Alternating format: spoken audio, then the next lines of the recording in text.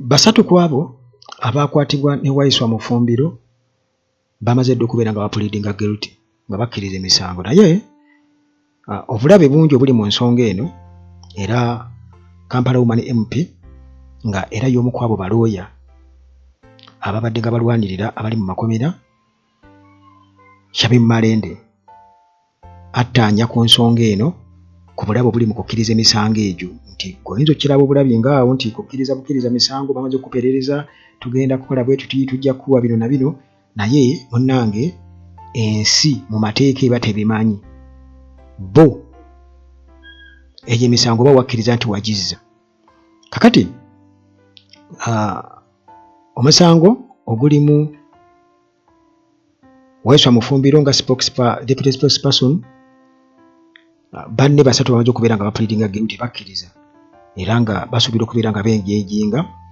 mu nteesaganya ne gavumenti ku nsonga yaabwe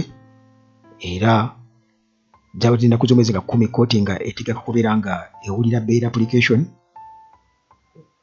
mwezi ogwa July eya Waiswa Mufumbiro ne banne gye baateekamu ebifaananyi nabikuwaddeko ddaawo kyensuubira okuba nti mwena mwabitegedde era still tebyayiseemu naye Shamim Malende ensonga gy'attaanyaako ey'okukkiriza emisango biki ebiddirira Shamim Malende ombaka omukyala owa Kampala njagala kukujjukiza nti omuntu yenna bw'okkiriza omusango mu kkooti nti wagukola ne guba nga omusango ogwo gukusingisibwa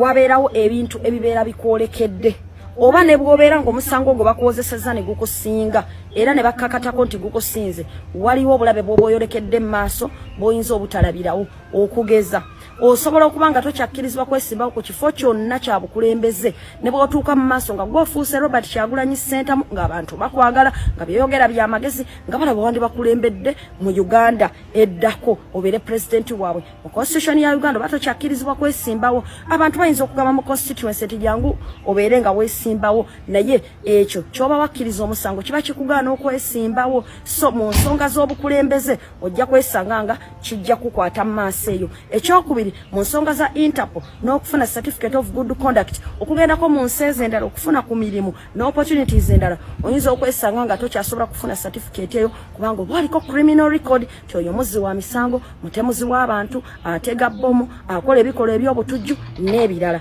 ate etteeka terifaayo nti oba wakakibwa kubanga wali ku record tebakiraga nti wakakibwa bukakibwa baba bagamba nti oyo yekkiririza omusango nti yaguzza kitegeeza nti n'emikisa gyo mu nsi ez'ebweru giba gikendeeredde ddala ate tosobola kuddamu kufuuka public servant yadde okutuula ku commission y'eggwanga lyo lyonna n'ebintu ebirala bingi ate nga ne bw'obanga waliwo akasanga kala konna akazze ne bukaba nga kakusaaga bw'otuuka ku poliisi oba mu kooti ng'olina okufuna bail oba ensonga zonna bagamba nti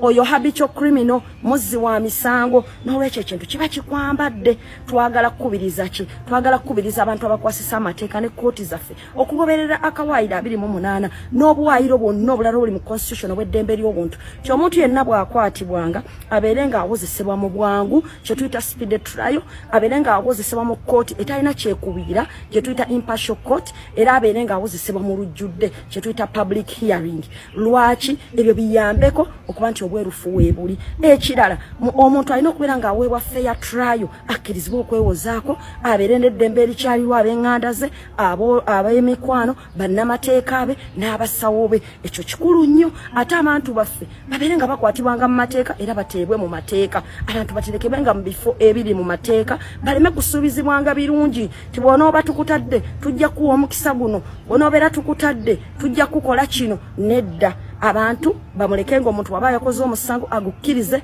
mu kwagala kwe ate bamukkiriza abeere ne looya owa choice ye so n'olwekyo njagadde kusamudinga warning eyo bangi bannaffe abanyigirizwa mu kkomera bangi abaluddeyo nga tebawozesebwa ekyo tulina kukiteeka ku justice system yaffe titutereereze ddala kuba abantu bangi bali mu makomera gano bavunda nga tebazza misango naye nga tebalina mukisa guwozesebwa era nga bakandaliriziddwa olumu ekibaviirako okwetamwa ne bakkiriza emisango gye batazza ekyo kikyamu nnyo eri eggwanga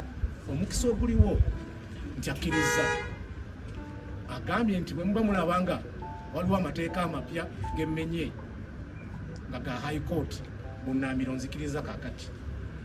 ngenda bawa rekodi yange mukendeeze ensonga muzanje mu kooti nange ntwala ekyo kyetusanyukidde era ebigere bino tugenda kujjayo mpapula ezo endala zituuse ne ku equimis omutimbagano bwe tuva wano kyatumye wano tugere tukisabe high court ekigereerwa kyeki kulaba nga tusaba abantu baffe beeyimirirwe kuba batandise okukoowa olwaleero mulabye ng'ensonga ezimu ze tubadde bagezaako okukusa kuteeka mu kooti bali mu kukusa nsonga nti abantu abamu babivuddemu n'ebyokusaba okweyimirirwa bali mu kugamba tukooye mutusalire gye mutusalira. Kakati osobola okukitegeera naawe nti Gen. Museveni ensonga lwaki abeezaayo omuntu emyaka gyonna egyo nga bamuperereza bamulaga sayidi ennungi yokka tebamulaga sayidi embi nti singa abakkiriza emisango lumiriza Kyagulanyi kola bw'oti kwe kubeera nti nno bakoowa tayagala kubaviirako awo kwegamba ye kyayagala alaga ensi yonna nti kituufu banabodde oluvuganya bajeekera era n'abannaabwe bapulidinga guilty nti gwe oyinza okuddaawo n'olowooza nti nedda era international community n'abantu bababeera bakiraba nti bakakabakake Shamim Malende akugambye nti beebi babeera tebabimanyi wabula obeera wakkiriza emisango kati kyovulaba nga Kyagulanyi ye teyateekayo musango ng'akimanyi tajja kuba nawo talina budde obwo era olwamala okulonda teyaddaka yayitamu buyisi kubanga yakitegeera bagenda kumukwata bano bagenda kubasuubiza ssente nnyingi kubanga Kyagulanyi bajja kimanya ali mu kkomera kati babasuubize ssente mumulumirize mukole bwe muti omusajja akuteera awo milioni 5 kati ku bantu abamu milioni 7 akawumbi oyinza okwesanga nga munnange abantu bakyuse emmunye nga zitunudde waggulu towakana naye nga towerabira aba maintenance palace balina solar systems zonna gwe zibali badde bwetaga mu bulamu bwo balina ebyamazzi n'ebyamasanyalaze byonna balina n'ettiimu ey'abakugesobola okuyambako okubinstallinga. Hillside vya apartments zino zisangibwa nnyo ku kyaki ebisulo ebirungi omuli buli kimu gwetwala tulwotwo nakasenya nangoyezo bw'otuuka ku Entebbe Road ng'otuuse Namulanda kitendeka Jansi buuza ejjanyo ku kyaki yewwa naye ekkubira Namulanda ddungi nnyo kwali ya kolansi amasannyalaze tegavaako wifi weeri transport wabwereere okuva ku airport naddala ng'ennambo gigiwano ku Uganda atalaajo beba Hillside vya apartments. Dokita wali wano ku Uganda atalaajo temufuna birwadde mbadde nga njogera ku maanyi g'ekisajja ennaku zino kubanga ensonga eyo nkulu bannange ensonga eyo nkulu kubanga tulina kuwaala olaba abavubuka bali ebitundu ebisoba mu 8 wano mu Uganda ekyo kikulu nnyo era gwe muliro guno kakati mwongerezeeko ddala tuyingire ebitundu 9 abavubuka bayingire ebitundu 9 fe tujja kuba tukuze naye nga bali mu bitundu 9 kijja kuba kitusanyusa naye amaka sayidi zombi abakyala n'abaami kibakoseza wamu kati n'abakyala oyinza okuba n'endwadde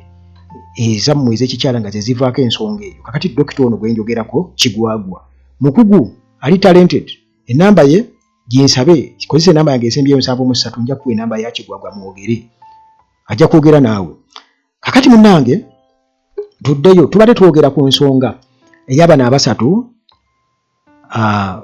okuli Yasin Serugo Farouk Baruku Edwin Serunkuuma kigambibwa okuba nti munnange bo bamaze dda okwadimitinga charges mu court proceedings nti ddala kituufu era nga ennaku z'omwezi ezabadde nga 10 twabadde bo balooya bawaiswa mu Fumbiro n'abalala nga basaba kweyimirirwa era babo bakakasiza bagambye bayirabe kyayogedde ekyo looya ky'omulamuzi okubagamba nti ambaawo rekodi zange ne mweyongerayo okwo bwe temumatidde kitegeeza omulamuzi naye akiraba baali under pressure esigedde muzeno liri under pressure baali wambadda timugende mweyongereyo ensonga eno okutuuka okuddaawo okunvumaganya omulamuzi agulimu bamuyita Doreen ayina embabazi yagulimu omusango gwabwe kikulaga nti nabo bennyini bali awo naye omulamuzi yayogera ku gwa Matembe omulamuzi yayogera n'ayoga nti mu butuufu judicial independence yeetaagisa kakati we tuli bano bannaffe be mateeka okugamba beerimbika mu mateeka naye nga bakozesa magye tuli mu military government naye ate nga amateeka bo ate era be mateeka eri mabega wa kati naffe nze nsuubira okuba nti ensonga eyo singa tugitwala bwe tutyo nga tuli mu ssaako yaabwe mwe tuzannyira nga tugenda mu kkooti bwe tutyo bwe batwagala awo bwe batyo nga tusuubira okuba nti tuligenda kwenunula. Nze nnyinza okugamba nedda bwe tuba nga yessaaku bwe batyo batutambuliza okuba kitegeeza kati bo olwedde bakavalinga surface area nnene, bo balina pictorial view eya buli kimu, batutunuulira tuli wansi bwe tuti ffe tuba tulaba tuzannyirawo nga bumunyeera mu mateeka gubodi ge bakola ki ge batyobola nga bwe bakola ki nga bwe baagala. Naye nga Shamim Malende ensonga ebadde ya kutegeera repercussions singa oba okkiriza emisango kati ng'egyo egy'obutujju, emisango egy'obuyeekera, nti newankubadde bano bakusigira kifaananyi abakuperereza kifaananyi kirungi naye ate gwe bigenda kubaako bigenda kukoseza ddala, bigenda kutta future yo. Ate byayiga okwetumiikiriza ebintu ng'ebyo nti gwe ate kati olwo omala okuva mu kkomera ye gwe aba n'opportunity eyo era abantu gwe babeera baagala bagenda okukobera eri bamaze okukulonda olumu oba ogenda wali byabakama nga akakutema oba anaabaawo mu kiseera kyonna asobola bobi wenne bw'aba yaaliko basobola okukozesa eyo criminal record. Oyinza okugamba akati twagenda mu mulembe mulala pozi nga bazzeemu ne bakyusa oba constitution negamba nedda abantu bangi baavunaanibwa mu nkola etali y'amateeka ebyo tebikyali valid. Kati tutambulira constitution eno kuba mulembe guli gwali gwa kijambiya Museveni ne mutabani we. Sigenda kusukkawo nnyo wano tusinkane mu mboozi zaffe ziddako wano ku Uganda Talagiga bulijjo akoome.